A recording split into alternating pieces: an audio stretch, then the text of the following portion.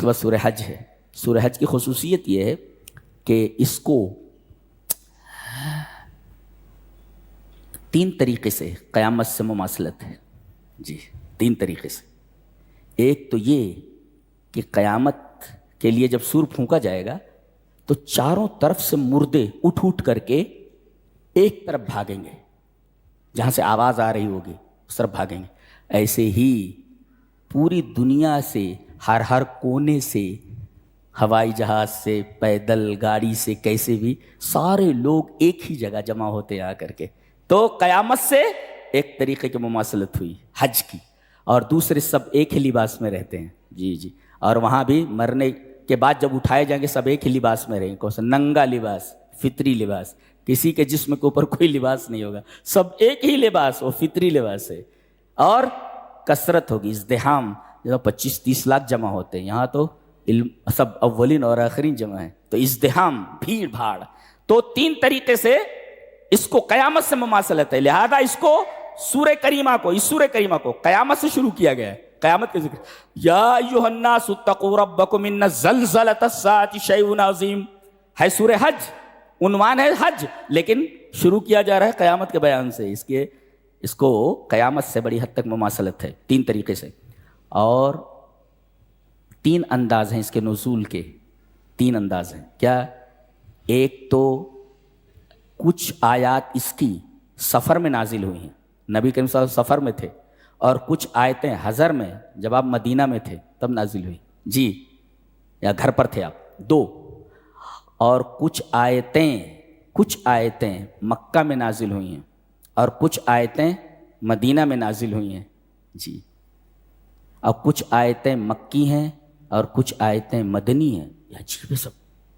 ہاں یہ 3 طریقے سے اس کا نزول ہے. اور اس میں 3 لوگوں کا تذکرہ کیا گیا ہے اور تینوں کا انجام بتایا گیا ہے. مومن، کافر، ساتھ میں منافق، ان تینوں کا تذکرہ کیا گیا، ہر ایک کا انجام بتایا گیا. انجام دیکھیے ہر ایک کا. جی اللہ نے فرمایا وَمِنَ النَّاسِ مَن يُجَادِلُ فِي اللَّهِ بِغَيْرِ عِلْمٍ وَلَا هُدًى وَلَا كِتَابٍ مُنِيرٍ ثَانِيَ عِطْفِهِ لِيُضِلَّ عَن سَبِيلِ اللَّهِ لَهُ فِي الدُّنْيَا خِزْيٌ وَنُذِيقُهُ يَوْمَ الْقِيَامَةِ عَذَابَ الْحَرِيقِ. یہ کافر کا تذکرہ ہے. جی دنیا میں ذلت اور قیامت میں عذاب الحریق، جلنے کا عذاب. اچھا منافق کا وَمِنَ النَّاسِ مَن يَعْبُدُ اللَّهَ عَلَى حرف کہتے کنارے کو، حرف ای طرف، یہاں کھڑے رہتا ہے، یہاں کھڑے رہ کر عبادت کرتا ہے. اگر پیسہ ملتا ہے تو ادھر آ جاتا ہے، تکلیف ہوتی ہے تو ادھر چلا آتا ہے. پوری زندگی اس کی ڈاما ڈول لیتی ہے طرف کے اوپر. وَمِنَ النَّاسِ مَن يَعْبُدُ اللَّهَ عَلَى حرف ای طرف، یہ کنارے کھڑا رہتا ہے. اس کا انجام کیا ہے؟ خسرت دنیا والآخرہ. جی یہ دنیا اور آخرت میں گھاٹا اٹھانے والوں میں سے ہے یہ. اچھا تیسرے ایک کافر کے ساتھ ایک مشرک بھی ہے. مشرک یہ تو منافق کا تذکرہ تھا، یہ مشرک ہوتا ہے، وہ کافر ہی ہوتا ہے. مشرک کا تذکرہ فَكَأَنَّمَا خَرَّ مِنَ السَّمَاءِ، جیسے آسمان سے گرا. اب 2 صورتیں ہیں. ایک تو آسمان سے جیسے گرا اسے چڑیاں اچک لے جائیں، جی ایک. اور دوسرے ہوا اٹھا کر کے کہیں دور دراز جگہ پر لے جا کر کے پھینک دے. پتہ یہ چلا کہ توحید ایک بلند مقام ہے. جس کو توحید مل گئی وہ بلند مقام پر پہنچ گیا.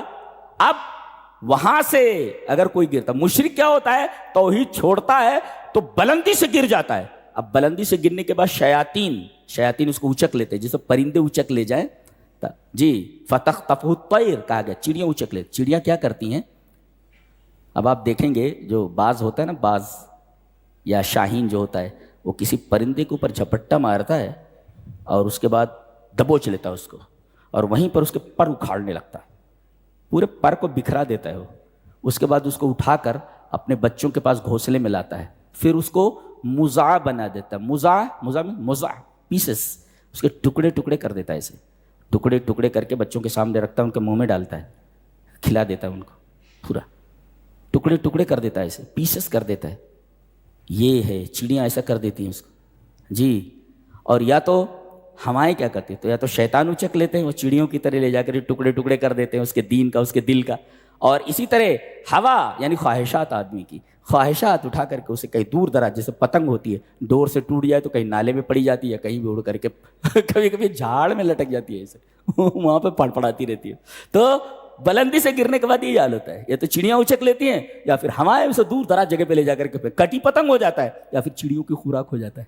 یہ خطرناک چیز ہے شرک کی. ومن یشرک باللہ فکأنما خر من السماء فتخطفه الطیر او تهوی به الريح في مکان سحیق. دور دراز علاقے میں لے جا کر کے پھینک دینا.